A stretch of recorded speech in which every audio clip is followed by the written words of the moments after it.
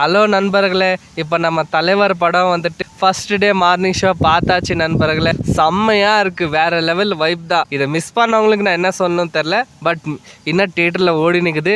Miss பண்ணாமல் பார்த்துருங்க.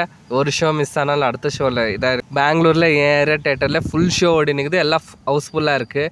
நானும் ஒரு வாரத்துக்கு முன்னாடி டிக்கெட் புக் பண்ணி இப்போ தான் போனேன். ஸோ ஃப்ரெண்ட்ஸ், படத்தோட கூஸ் பம்ப்ஸ் எப்படி சொல்லணும்னா வேறு லெவல். ஃபஸ்ட் ஹாஃப் எல்லாம் நீங்கள் பார்த்தீங்கன்னாக்கா என்ஜாய் பண்ணுவீங்க.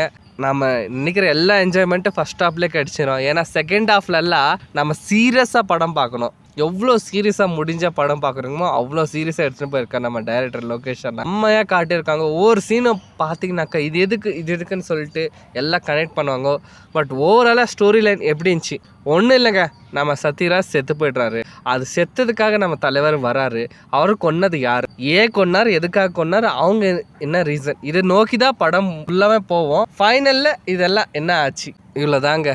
இது நோ ஸ்பாய்லர் ரிவ்யூங்க. ஸோ எதுவும் நான் சொல்ல இஷ்டப்படல, ஒரு குட்டியாக ஒரு 2 லைன் மட்டும் சொல்லிக்கிட்டேன். ஸோ நீங்கள் படத்தை தியேட்டரில் போய் பாருங்கள். நான் ப்ரொமோஷன் வீடியோலாம் பண்ணலாங்க, நல்லா இருந்துச்சு, நீங்களும் பார்க்கலாம். ஓகேவா? தேங்க்யூ.